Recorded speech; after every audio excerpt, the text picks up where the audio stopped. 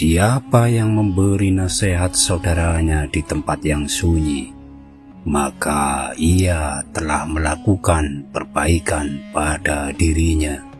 Dan siapa yang memberi nasihat saudaranya di tempat keramaian, sesungguhnya ia membuka aib dan mengkhianatinya. Silahkan hina diriku sepuas kalian, aku akan tetap diam saja.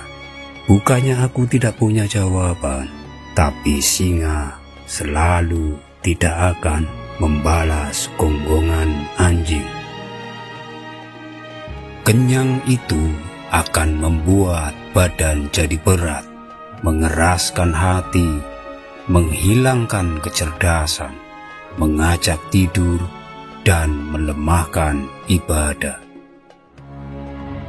Siapa yang menginginkan husnul khotimah di penghujung umurnya, hendaknya ia berprasangka baik kepada manusia. Banyak orang yang telah meninggal, tapi nama baik mereka tetap kekal. Dan banyak orang yang masih hidup, tapi seakan mereka orang mati yang tak berguna.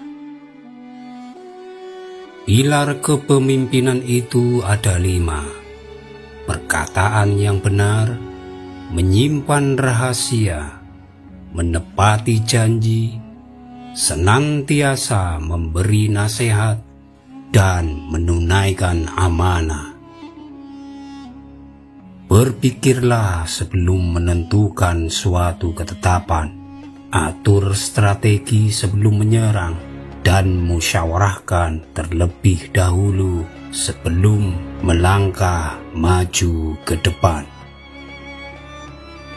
Banyak orang yang mengatakan mencintai wanita itu sangat menyiksa, tapi sebenarnya yang sangat menyiksa itu adalah mencintai orang yang tidak mencintaimu. Karakter umum manusia adalah pelit, termasuk hal yang menjadi kebiasaannya adalah apabila ada orang yang mendekatinya, maka ia akan menjauhinya. Dan apabila ada orang yang menjauh darinya, ia pun akan mendekati orang itu. Kebaikan itu ada 5 perkara: kekayaan hati, bersabar atas kejelekan orang lain, mengais rezeki yang halal, takwa, dan yakin akan janji Allah Subhanahu wa Ta'ala. Kesabaran adalah akhlak mulia yang dengannya setiap orang dapat menghalau segala rintangan. Pekerjaan terberat itu ada 3: sikap dermawan di saat dalam keadaan sempit, menjauhi dosa dikala sendiri, berkata benar di hadapan orang yang ditakuti. Aku berteman dengan seorang sufi selama 10 tahun. Aku tidak mendapatkan manfaat dari mereka kecuali 2 hal. Waktu adalah pedang, dan yang kedua, penjagaan diri atas sesuatu yang tiada guna. Ilmu tidak akan dapat diraih kecuali dengan ketabahan. Satu hal yang dapat menyia-nyiakan orang yang berilmu dan yang dapat menghilangkan posisinya sebagai seorang alim adalah ketika ia tidak mempunyai kawan. Ilmu terbagi 2, ilmu kesehatan dan ilmu agama. Yang dimaksud dengan ilmu agama di sini adalah ilmu fikih, sementara ilmu kesehatan adalah ilmu kedokteran. Yang paling nampak pada diri manusia adalah kelemahannya.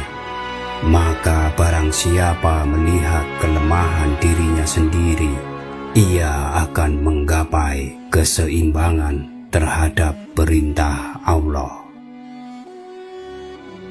Cukuplah ilmu itu menjadi keutamaan bagi seseorang. Ia bangga manakala disebut sebagai orang berilmu. Ia juga disebut bodoh manakala meninggalkan bagian dari pengetahuannya. Dan jika kata bodoh itu ditujukan kepadanya, tentu ia akan marah. Ilmu itu adalah sesuatu yang bernilai positif, bukan yang menempel di kepala. Menghindarkan telinga dari mendengar hal-hal yang tidak baik merupakan suatu keharusan, sebagaimana seseorang mensucikan tutur katanya dari ungkapan buruk.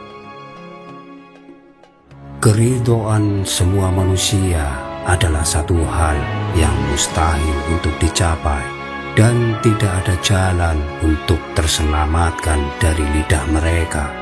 Maka lakukanlah apa yang bermanfaat untuk dirimu dan berpegang teguhlah